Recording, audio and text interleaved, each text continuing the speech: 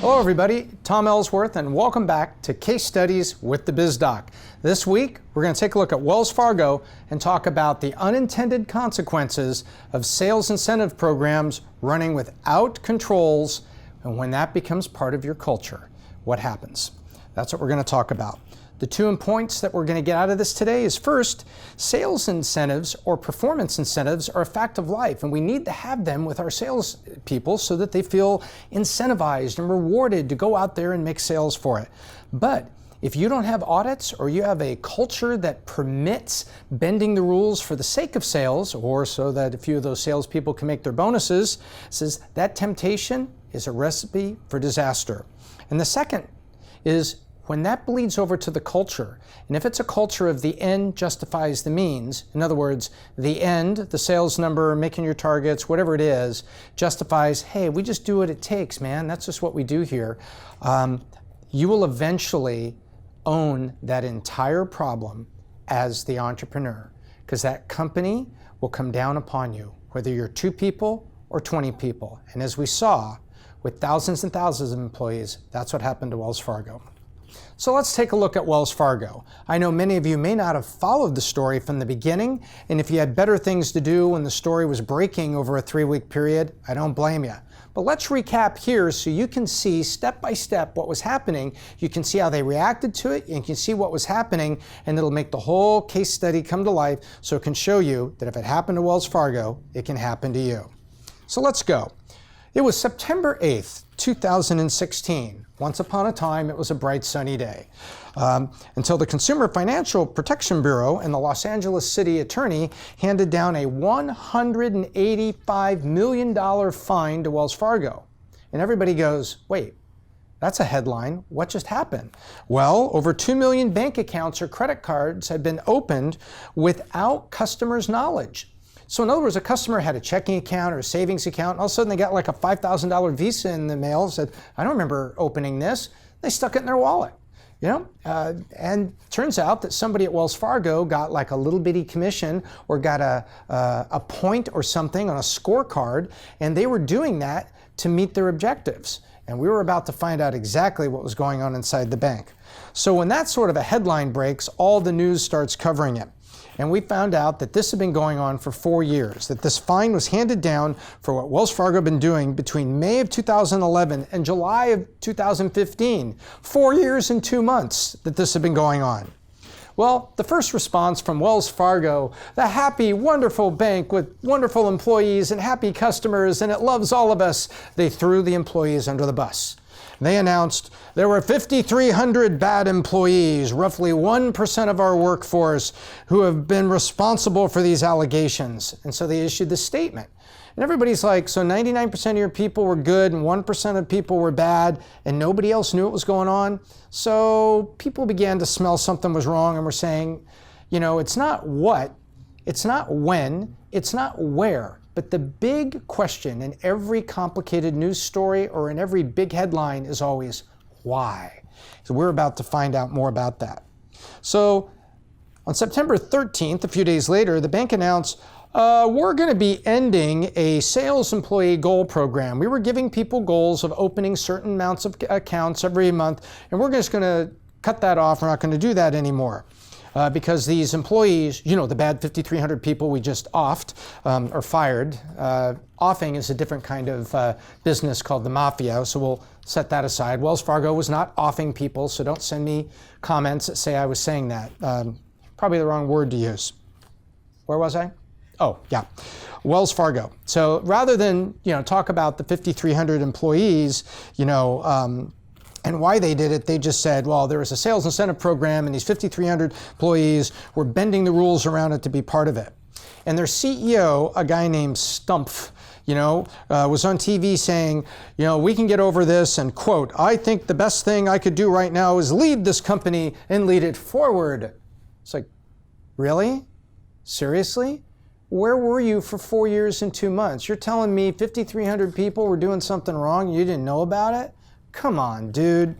So at the beginning, I thought it was cultural, and it would later find out that I was right. So on September 14th, the FBI announces, we're pretty interested in this. If 5,300 people were doing something to 2 million citizens, we're the FBI. We kind of investigate those things. And we 10 times send people to places called prison for doing things like that. So they wanted to know more about it. September 20th, now a week later, after the bank says, we're cutting this program, nothing to see here, Stumpf appears in front of the Senate Banking Committee. He gets summoned to a Senate inquiry, and Elizabeth Warren was saying, dude, you should resign. Elizabeth Warren is a very powerful senator who usually shows up in a lot of financial legislation. And she's like, dude, you should retire, you should resign, you shouldn't take a bonus, this is terrible. And it was going on for 4 years. You're telling this didn't bubble up, you didn't know about it once. The fact that you didn't know about it is just irresponsible. If you did know about it, it's criminal. Either way, you should resign because you're a bad leader and you didn't know, or you're a corrupt leader and you should be investigated by the FBI. So a week goes by and they were continuing to say, well, maybe it was this other executive, this woman who was responsible for all of the field branch sales programs. So now they're going to throw her under the bus. Well, she gets linked to Stumpf and, they're talking about both of them. A few days later, 6 senators come up and they say, Wells Fargo Bank, they had read the fine print. And it turns out the fine print of all those Visa cards and accounts they're opening said that if there is ever a dispute, you have to go to arbitration. Now, let me explain what that is. Arbitration is not court.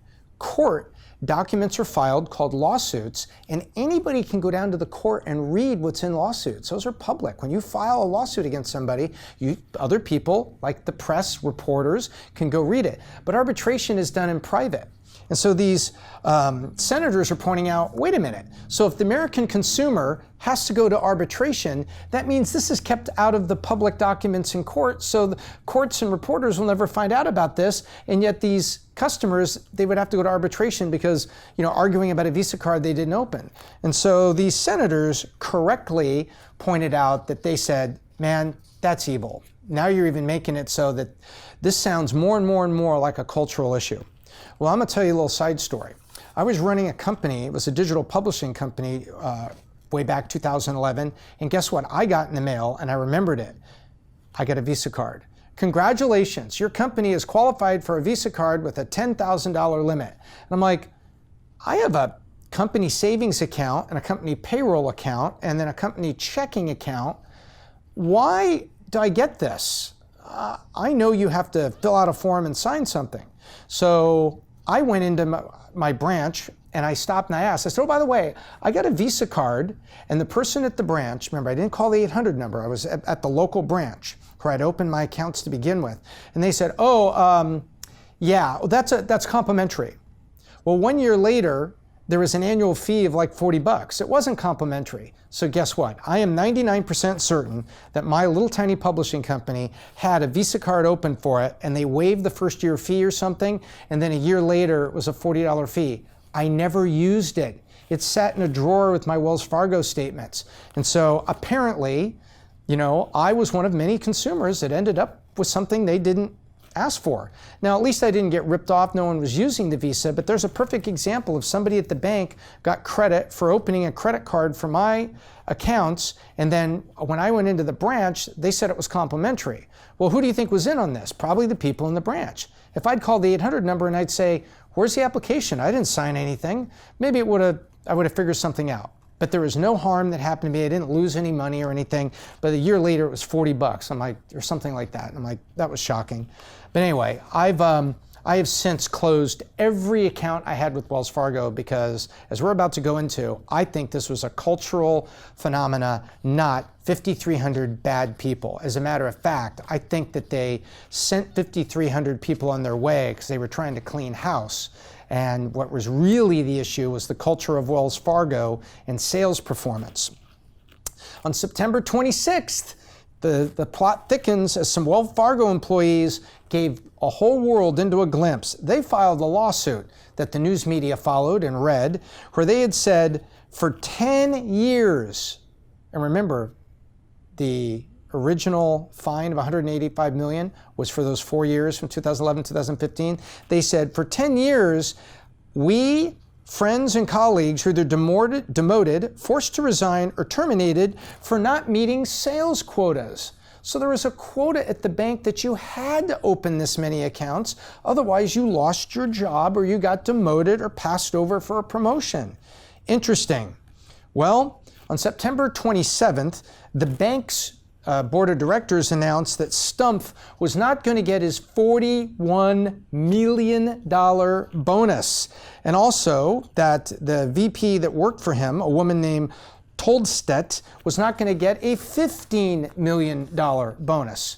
And what do you bet that those bonuses were based in no small part on all these wonderful new accounts that got opened that they could tell the board of directors, look how great leaders we are, and all these happy Wells Fargo customers are getting all these products because our people know how to sell them. Nope, your people knew how to sign them up, had nothing to do with selling them. And they were incented to do that by a corrupt system.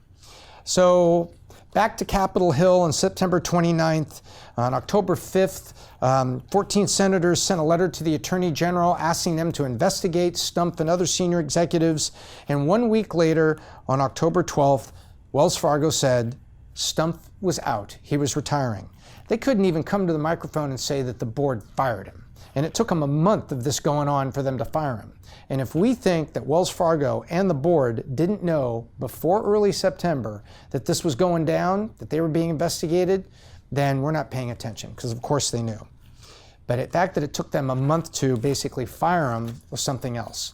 So now, why tell you the whole story? It's because some of you maybe didn't follow all the news, and you can see that. And what you heard, I believe, was a story of cultural failure. And whether you're 2 people, 20 people, or 20,000, sales incentive programs are a necessary thing to run your business. And so in any sales compensation system, we start here in the middle. There's a target. You sell, you get a commission on it, or you sell enough, you get a bonus. But we have a target and reward. So there's an incentive. You perform, you hit the target, you get rewarded. And it goes around. Well, there's ways to cut corners in life. And so you got to be sure that your salespeople have a system of controls and audits in place. Let me give you a simple real-world example that maybe you don't think about. You know, you go down the highway and it says 65 miles an hour, but every now and then there'll be a highway patrol state trooper with a radar. What that is an audit of how fast you're going, because he's trying to control things, and just the presence of a few state troopers keeps people in the 65 to 75 range, hopefully driving safely at those speeds. And that's really what they're trying to do, is just make it safe. So similarly, in type business, you need audit points and controls. In other words, if you're the founder and you have a salesperson, make sure that there's somebody, if the salespeople are on your right, make sure there's someone you trust on your left.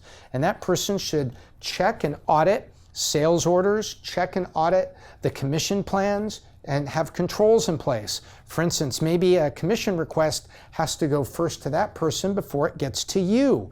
And these are little things you can do, because from your first salesperson, you're going to have a person that wants a commission for selling for you. And from the first commission, you're going to have somebody that's hungry for the next commission. And you know, greed is human. To be tempted is human. So don't put the temptation out there. Make sure your sales systems that have incentives and rewards have audits and controls. Because if you just say, well, I'm buddy-buddy with my salesperson, which I think is a mistake, always have a limited personal relationship with your salesperson. Because there may be a day you have to look him in the eye and say, we're going to audit all the sales orders. And you don't want him to say, wait, you don't trust me? I'm not your friend? No. I do trust you, and I want you to be here a long time, but I want to know that everything is happening straight and honest, and you're going to be here a long time. And so that's the purpose of it.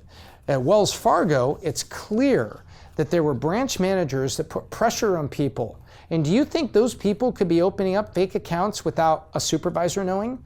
Do you think that could happen for 4 years without a branch manager knowing? Do you think that could happen without like a regional manager in charge of 4 or 5 branches knowing? Do you think that could happen without a vice president knowing? And the answer is no, it can't. And when they do an investigation and they fire 5,300 people, you know what that says? They had a cultural problem. Because once they started turning in those results and bragging about all they could do, if they suddenly pop the balloon and bring it to a stop, the next thing that the CEO has to say to Wall Street is, well, we didn't open as many accounts this quarter. We didn't have as many new customers open second and third accounts and get Visa cards. And then Wall Street's going to say, hey, what's going on? And they will lose faith and the stock starts to go down. Then they start to say, you must not be a very good CEO because a minute ago you had all these things happening and all this goodness. Well, guess what? So the culture of deceit and corruption grew roots and became the tree. It wasn't one bad apple on the end of a branch. It was the whole damn tree. And the unfortunate thing is that it didn't have to be that way, because some point in some time had a simple review had been done so that people wouldn't cut the corners, and the temptation of upper management to be hungry for those next numbers, which turned out to be fake, because they never made money on my Visa card. It sat in a drawer. They make money when I make purchases, and I didn't use it. So somebody got credit for selling me a new Visa card from Wells Fargo, and nothing happened. And that happened, according to this, to 2 million consumers. So the lesson for your business is, as we said, targets, incentives, and rewards with controls and audits, and then your culture will be one of performance and integrity. And this won't be the failed logo of Wells Fargo. It'll be the logo of the company you create. There we go. Thank you very much for watching.